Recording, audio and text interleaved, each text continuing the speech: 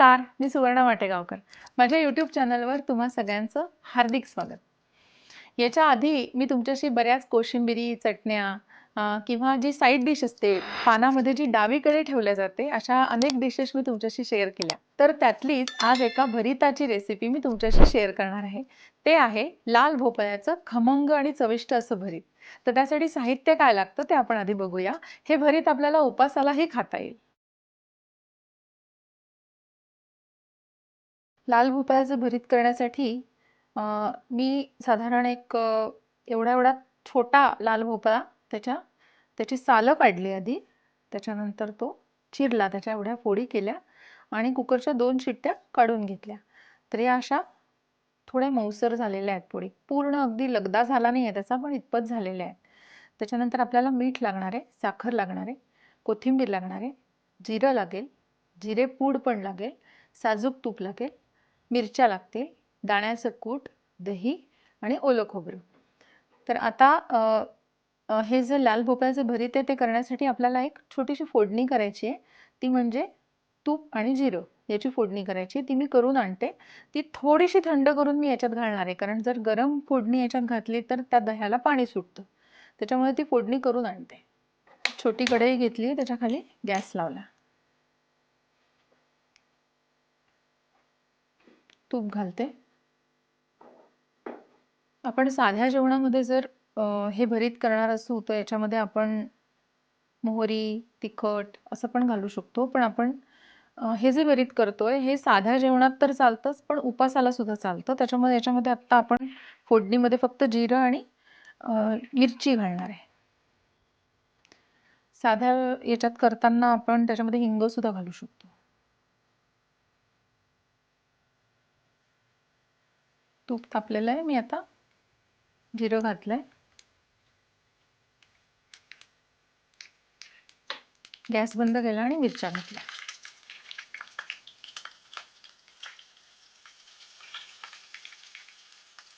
आता ही फोडणी थोडीशी थंड होऊ देऊ आणि मग आपल्याला पुढची प्रोसेस करायची. आता हा जो लाल भोपळा आहे हा आपण थोडासा स्मॅश करून घेऊया.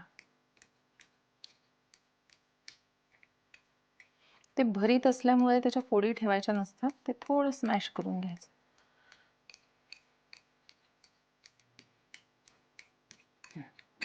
आता याच्यामध्ये दाण्याचं कूट घालायचं, ओलं खोबरं घालायचं,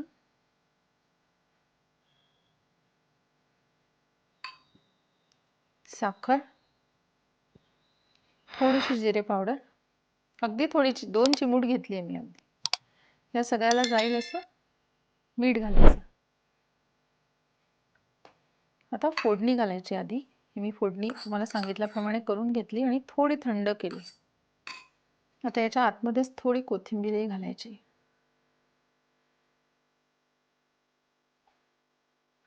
आणि आता सगळ्यात शेवटी दही घालते. हे मी पाववाटी दही घेतलेलं आहे. तुम्ही तुमच्या आवडीनुसार कमी जास्त करू शकता. आता हे सगळे साहित्य आपण याच्यात घातल्यानंतर हे छान मिक्स करून घ्यायचं.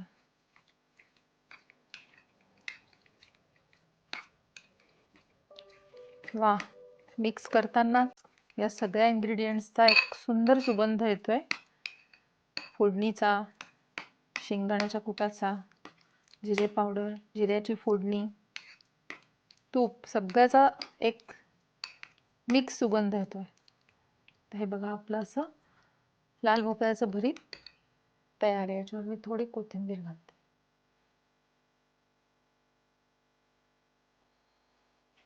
आता आपण याचं टेस्टिंग करूया, कसं झालंय बघूया. तर असं आपलं हे उपासाचं लाल भोपळ्याचं भरीत तयार आहे. मी थोडं टेस्ट करून बघते.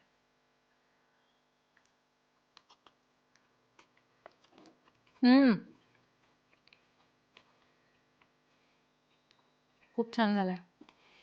मला लहानपणची एक आठवण आली.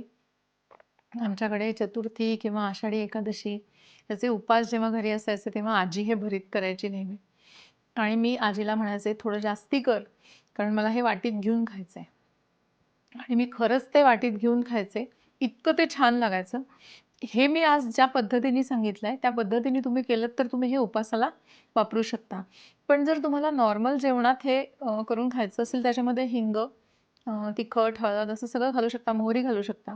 तर हे भरीत तुम्ही करून बघा आणि तुमच्या उपासाच्या थाळीमध्ये याचा समावेश करा.